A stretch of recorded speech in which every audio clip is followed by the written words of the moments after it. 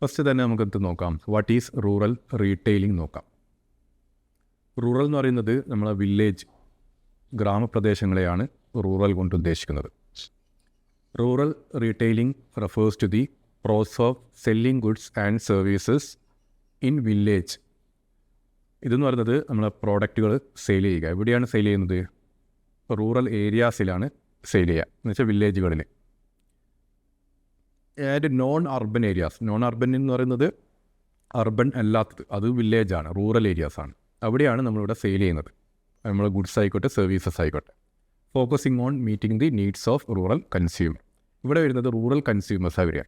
നമ്മൾ കൂടുതലായിട്ട് rural retailing focus ചെയ്യുന്നത് റൂറൽ ഏരിയാസിലുള്ള കസ്റ്റമേഴ്സിന്, കൺസ്യൂമേഴ്സിന് പ്രോഡക്റ്റ് എത്തിക്കുക. അതാണ് റൂറൽ റീറ്റെയിലിംഗ് എന്ന് പറയുന്നത്. ഇനി എന്തൊക്കെയാണ് ഫീച്ചേഴ്സ് ഓഫ് റൂറൽ റീറ്റെയിലിംഗ് നോക്കാം. ലാർജ് ആൻഡ് സ്കാറ്റേഡ് പോപ്പുലേഷൻ ആയിരിക്കും.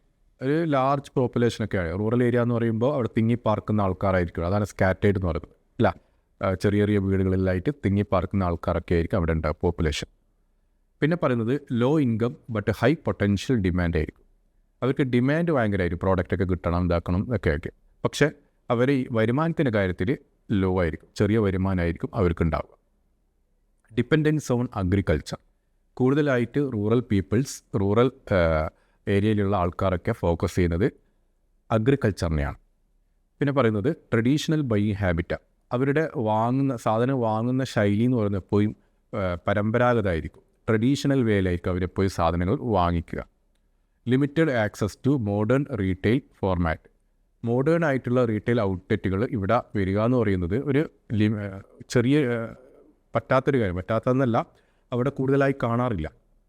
മോഡേൺ ആയിട്ടുള്ള റീറ്റെയിൽ ഷോപ്പുകളൊന്നും, മാളുകളും ഇങ്ങനെയുള്ള സൂപ്പർ മാർക്കറ്റ്, ഹൈപ്പർ മാർക്കറ്റൊന്നും ചെറിയ ചെറിയ ഇങ്ങനെയുള്ള റൂറൽ ഏരിയാസുകളിൽ നമ്മൾ കൂടുതലായിട്ട് ആക്സസ് ചെയ്യാൻ പറ്റാറില്ല. അപ്പോൾ ഇത്രയാണ് ഫീച്ചേഴ്സ് ഓഫ് റൂറൽ റീറ്റെയിലിംഗിൽ പറയുന്നത്. അടുത്ത പറയുന്നത് ഫീച്ചേഴ്സ് ഓഫ് റൂറൽ മാർക്കറ്റാണ് പറയാനുള്ളത്. ആദ്യം പറഞ്ഞിട്ടത് റൂറൽ റീറ്റെയിലിങ്ങിനെ കുറിച്ച്, അവിടെ എങ്ങനെ കച്ചവടം ചെയ്യാമെന്നുള്ളത്. പക്ഷേ ഇവിടെ മാർക്കറ്റിനെ കുറിച്ചാണ് പറയുന്നത്. അവിടെ പറഞ്ഞ പോയിൻ്റ് തന്നെയാണ് ഇവിടെയും വരിക. First, large and scattered population, അത് പറഞ്ഞതാണ്. Law and irregular income. അവരെ വരുമാനം എന്ന് പറയുന്നത് എപ്പോഴും കുറവായിരിക്കും.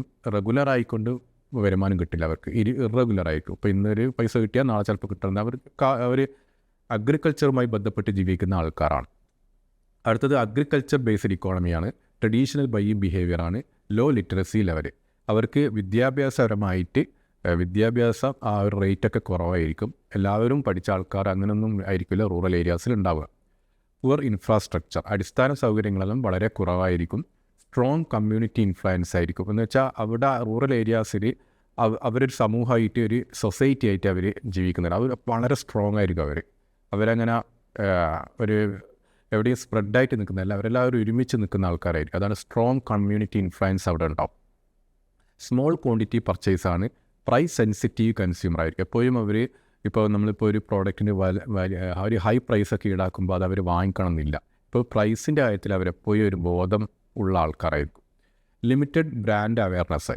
പല കമ്പനികളുടെയും, മികച്ച കമ്പനികളുടെയും ബ്രാൻഡൊന്നും ചിലപ്പോൾ അവർക്ക് അറിയണമെന്നില്ല, അവയർനെസ് കുറവായിരിക്കും അവർക്ക്. Dependence on middle man.